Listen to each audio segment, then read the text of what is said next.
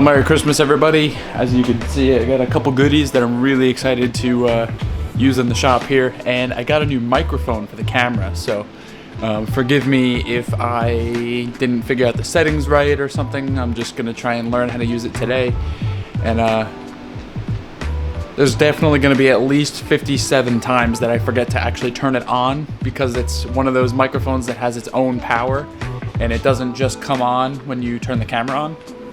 I think it has one of those settings, but then the battery's gonna die if it's on standby, so whatever. I think that'll drastically improve my videos, so I'm really excited to see how that does.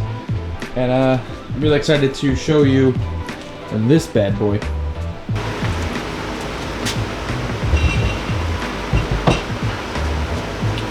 So this little corner of the shop is becoming like my machine shop section. We got the big drill press, which I think has a bent chuck.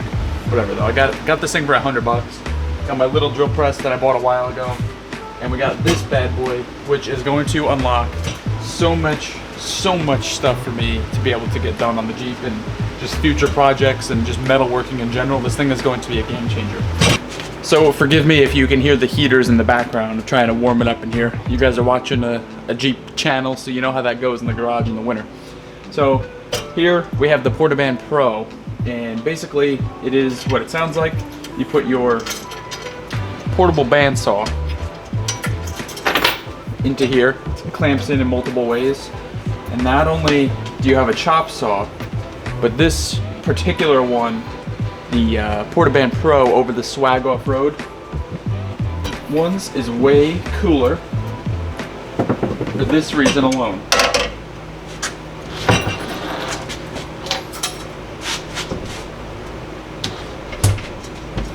Now it's an upright bandsaw, so your bandsaw sits in here, and it comes with a plate, and you have it to a little table, and this thing is just going to be so versatile, and I'm really excited to be able to build some really cool stuff and do some tube work, do some tube notching on the drill presses here, and it's going to be really nice to have this thing around.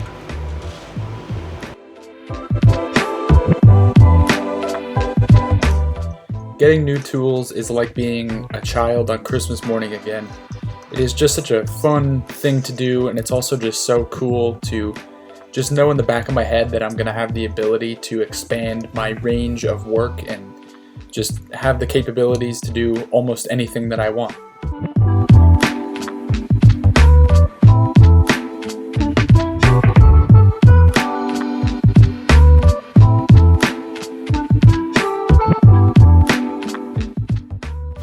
Alright, so I'm going to test you guys out now behind the microphone. Normally when I talk like this on the old mic, it gets a little like muted. So here it is. This thing is so rad. I mean, just look at the like capabilities that you can do with this thing. Obviously you guys saw that it sets up as a chop saw as well, but it comes with this little table here, and it just clamps onto the bandsaw itself, so you don't have to do any modifications or anything. It's just so rad. Like for some of the tin work, like that rust repair I did in my last video, would have been really nice to have this. But you know what? You make it do until you can get better stuff. The way that the switch mechanism works too, so it's just like so simple. It's amazing. So you push it to off to undo that latch. It pushes down. You see back there, it pushes the bandsaw switch, and then it locks it on. And then when you're done, that is painfully genius, like amazing, like. So yeah, look at this corner coming along. This is pretty cool to see. This little space is really. I'm so lucky to have a space like this. Honestly, this is what I want to be doing. Like I don't know if you. I don't know. I want to build things.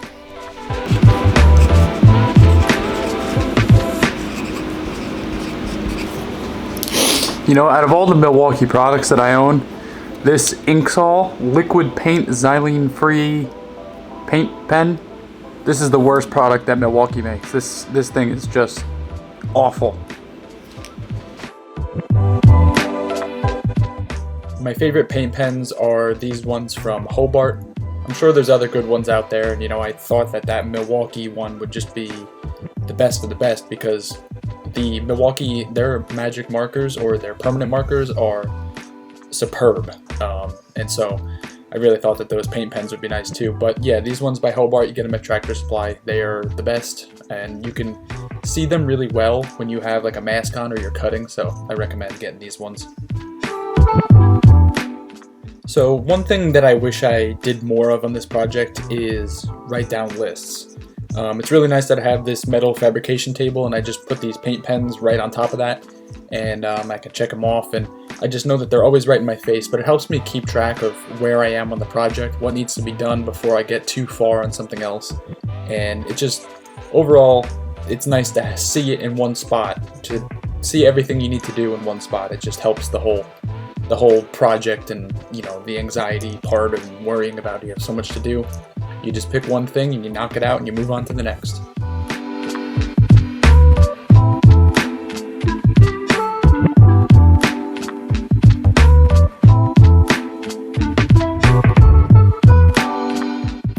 Just want to take a second and say thank you to everybody who watches these videos, everybody who has bought from I'd Rather Be Wheeling or supported me in any way. I see your comments of, you know, engaging in conversation and the compliments and things that I can work on, and it's just really cool. And you can see over the year we've got a lot done, and we got another year ahead of us to keep progressing.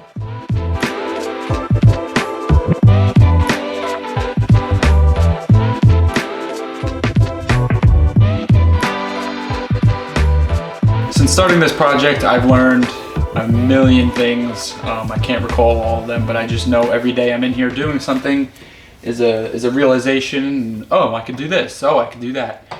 And not only do you intellectually learn things, but by doing this and building most of the things that I can, you learn how to like adapt. And okay, I don't have this tool, but I have this and I have that, and you can make the same thing almost better, and it just feels better at the end because you made it. You're putting your name on it. You're not going out there, you know, putting it on the internet. Oh, look, I thank you X company for this bumper. This is great. Like, when this is done, I know there's going to be people asking me who makes it, and I'm going to be very, very extremely proud to say that I made it myself. And I haven't even been welding for a year, so you know, this project is advancing my skills and my knowledge in this hobby so much, and kind of very glad and very lucky that I have a space and the tools and the just financial ability to do this, and looking forward to what the next year might have in store, because I have a feeling we're going to be doing some wheeling.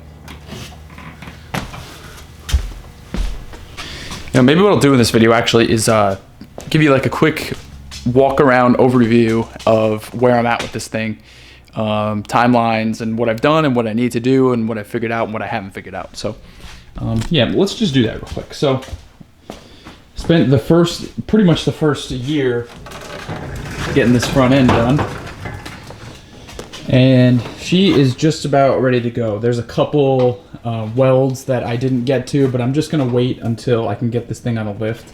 Like, I added extra brackets to the lower control arms, so there's like a plate behind where that goes, and I just didn't weld those up, but they're welded to the frame. That'll be fine to get me over to a lift, and I can get up in there and weld it easier. Coilovers are good. Something I wish I did was move the mounting bracket like outward from the hoops so I could get the bolt in and out easier, but it does come in and out, so that's fine. Yeah, haven't done an alignment on the front yet. I'm waiting until I get the rear done, and I'll figure something out. I got a laser level for that. This is going to be the bumper. I want to get this thing on the ground before I start making it look like pretty. I'd rather have it mobile. Here's the steering box. Made a bunch of videos about that. I have some plans to do some extra bracing in here, so that should work out just fine. Got the RPM aluminum steering down there looking great. Front drive shaft is in. Upper control arm is in up there. That's all welded up. Do believe I need to weld the frame side upper a little bit better, but we're good to go there. And yeah, so under the hood is all just like a mess. I really haven't gotten too far as to plug all the... Actually, you know what? I didn't really unplug too much, so it shouldn't be that big of a deal, to be honest. I say that now, but we all know how that goes. So, going on to the rear, got my skid plate up there, and you all know I got the Motorbuilt back half sitting there looking good. Extra super duper proud of these welds on there. Those are the welds that everybody's gonna see, so I'm really excited about that. So what is holding me up on the rear is that I was going to use the TMR 4-link brackets, which is a triangulated upper and just a regular on the bottom. And on the front, I used the lower control arm brackets that were already on the axle, and I was just going to do that on the rear too, so I could slap a link in there and then make my triangulated uppers based on that. But if you look at the side profile, it's really dark if I show you that. If you look at the side profile of this thing, there would be the lower control arms just hanging down below the frame, and I just know that those would be anchors, and I would really hate to design a whole suspension around them and just have them be a hindrance, and wish I did something different. So I'm going to be making my own double triangulated. I'm going to be building a cross member. I have all the parts for it. I'm just waiting for some TMR 22-degree lower axle brackets, and I can get going on that because the back half is just about ready to go. You can see my rust repair here for anybody that missed that video. This was just completely rotten, so I put that plate in there. These are all boxed out in here, so you cannot, you can't get like crap caught up in there. It's kind of hard to see, but it's all boxed out, so that looks great. What was I just gonna say? There is a bunch of stuff that I need to do on the interior as far as rust repair, but what I'm currently waiting on is I want to do a fish plate over this joint on the frame, because this is just a butt weld, and I do have some nice welds here, but it just, since the Jeep is going to be suspended from the rear section, if I'm stretching this thing, the coilovers are probably going to be somewhere back in there. I just know that there's going to be a lot of stress on this part, so I'm going to make some triangulated like fish plates that just kind of give me some extra surface area and a more like a rigid surface, I guess. I don't know what the term would be, but that just seems to be a weak point to me. So this is the frame. I'd much rather repair it now before I paint this all up nicely and get that on there and make it look nice. I do have a brace between the frame right now to keep it in place for when I pull it on and off. And I test fit this thing before I completely welded it up. So we're looking good. Now, most of this stuff seems really simple. I basically come in here about 2 hours every afternoon, and a lot of this is just uncharted territory for me, and I've never done it before, so I'm looking for the correct parts. I'm not technically, I don't know, I'm not biased or anything, but I keep falling back to TMR because their builder parts are just like, they just seem to work the best. I do like R-Tech parts, but some of the TMR stuff is just really good. I think the only thing that's not TMR on here is going to be the front lower control arms and the lower triangulated cross member bracket. So it's pretty much everything we got going on here. I'd Rather Be Wheeling is going to hopefully grow this year. I've been having trouble finding like suppliers and stuff. It seems to be the hardest part about this because I don't want to just print different stickers and t-shirts. It's not what we're about. I'm not here to make money. I'm here to make a living. I want to do this all full time, but I want to provide something that you just can't live without. I think that's a little bold of a statement, but just like gear and stuff you're going to use, not just something you're going to buy for a laugh or a conversation piece. I want stuff that you're going to be so thankful that you have on the trail if you're broken or if it's hot or no matter what the conditions are. I just want to have a product for you and just make wheeling a more enjoyable, more accessible hobby and really grow this industry into something cool. And I would just love to be able to do this full time. So it comes back down to YouTube as well. Everyone that keeps watching these videos and commenting and starting a conversation, it's really cool. It's really, really cool. Everybody always says it's great to have a common bonding thing or something to talk about. And Jeeps, off-road in general, I'm not biased to Jeeps. I just so happen to have one. I would love to build a Toyota one day. And I'd rather be wheeling, would love to get into parts and stuff too for Toyotas and Jeeps and stuff like that. So I guess this is going to be like the year-end overview conversation, because I doubt I'm going to get this up tonight. Although I might. I'm tired as hell. I was going to work on the Jeep, but whew, I just don't want to. I'd rather, for some reason, the way I go about this thing, I like to have all my parts together. And I like to look at them and mock them up and take my time with them before I just set something in stone and then realize I could have done it better.